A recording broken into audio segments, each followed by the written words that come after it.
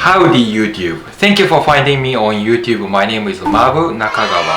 I'm a Japanese YouTuber who started my channel called Nakagawa House in Japan, where I'm here to show you the latest interesting news that actually happened in Japan.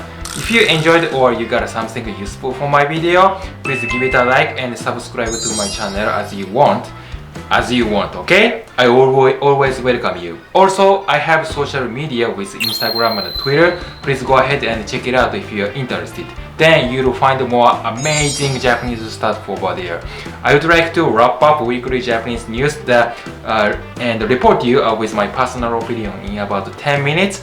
I know there must be so many controversials, and I know you agree or disagree, but I want to hear from you. If you have any comment or concern, so don't hesitate to leave me a comment below, okay? Let's have fun together. Alright, why don't we jump into it?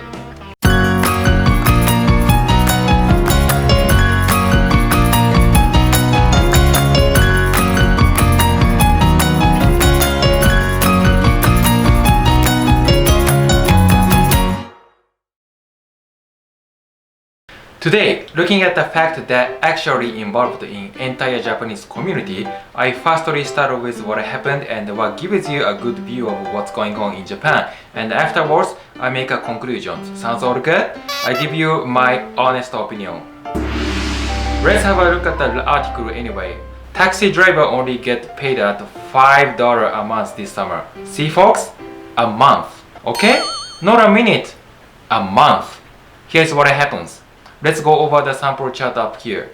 Taxi driver salaries in Japan range from 80k to 250k Japanese yen per month on average. But let's suppose you are a taxi driver and you get paid at 300k per month.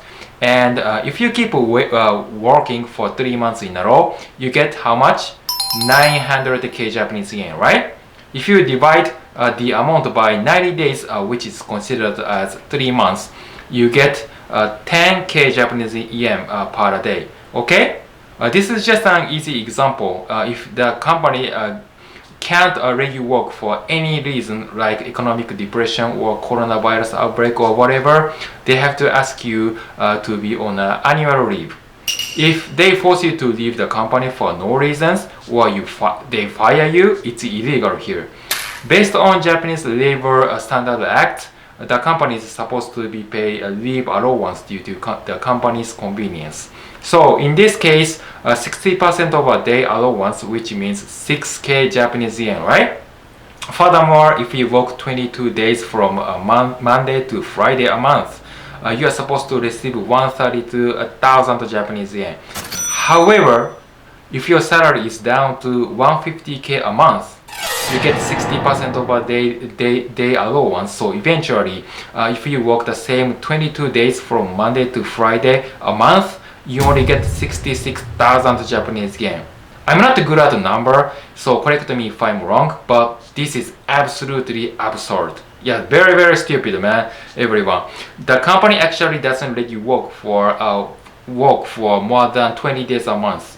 They just say to you like, oh, I'm sorry, we are out of budget, we have to fire you, or something similar like that. Even if you are at the experience level between 2 and 5 years, you are not expected to earn more than 146k Japanese yen per month. That's super cheap, but this is what the hell is coming on in taxi industry in Japan.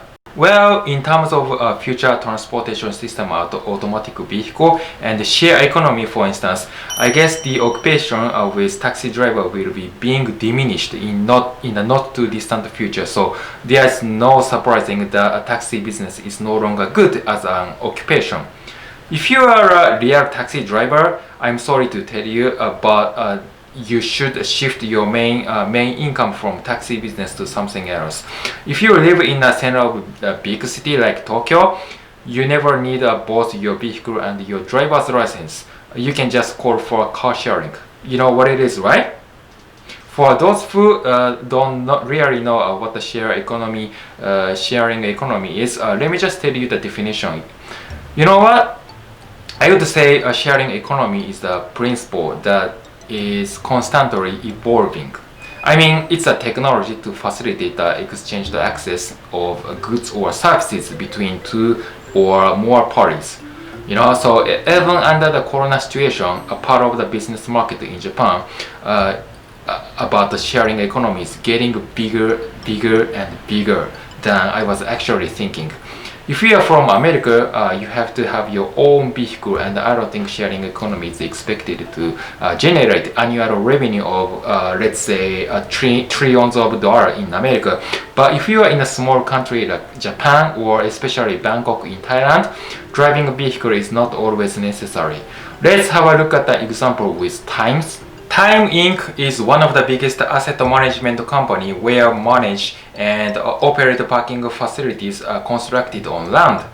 They have several kinds of parking business models. The main business model is flat block parking and gate parking. You can utilize those services in hourly parking facilities. It's 24 hours available. It looks similar as street parking in America, but the big difference is that, let's say, when I was in Los Angeles, I would usually park my car in a local street for free. But when I went to a big city like Santa Monica, I had to put some coins in a coin meter and walk away. Hours later, I watched on my clock and I warned myself like, oh my gosh, I have to go back to my car. I only have five more minutes. And it was so annoying, Some people think they won't get ticketed for parking at the out of order meter, but they will do. You can challenge it and have it overturned once, but from then on, you gotta pay a fine if you are not able to pay at the meter. You have to exchange a dollar bill with some coins somewhere around you, and you're gonna have to panic. You know how frustrating it is, right? Yeah, so stupid. But in Japan, we do not have too much trouble like that. It's least likely frequent. Of course, you can make a reservation in advance before you actually park your car. It's very systematic, convenient, and more safer than I was in Los Angeles. But nevertheless, we still have to be in quarantine when we go out because of the coronavirus infection. And I know you think the overall business scales of sharing economy is shrinking. Getting smaller. I think that's right. But for better or worse, the world economy is not absolutely static, right? So what's gonna happen in the post COVID-19 is that I guess personal mobility is gonna be very, very popular. What it means is that, for example, the entire population in Tokyo is currently so dense, even now, yeah. So it's so packed, and we still have to keep social distancing, right? As I introduced Times Inc. to you, they located 5 to 6 car sharing stations in Japan and overseas country as well. After you scan IC card and make a payment, you can freely utilize the rental car. Especially in Tokyo, people do not own their car because the maintenance fee, like monthly parking, is so expensive that they can't afford for it. Instead of it, what they will do is that they will utilize the car sharing more frequently when coming with automatic vehicle technologies in the not too distant future. Eventually, this causes innovation with largely transportation infrastructure. You know what I want to point? Let me a little bit more specific about this because it's very, very important. So let's say you have your car which is available for 4 people, right?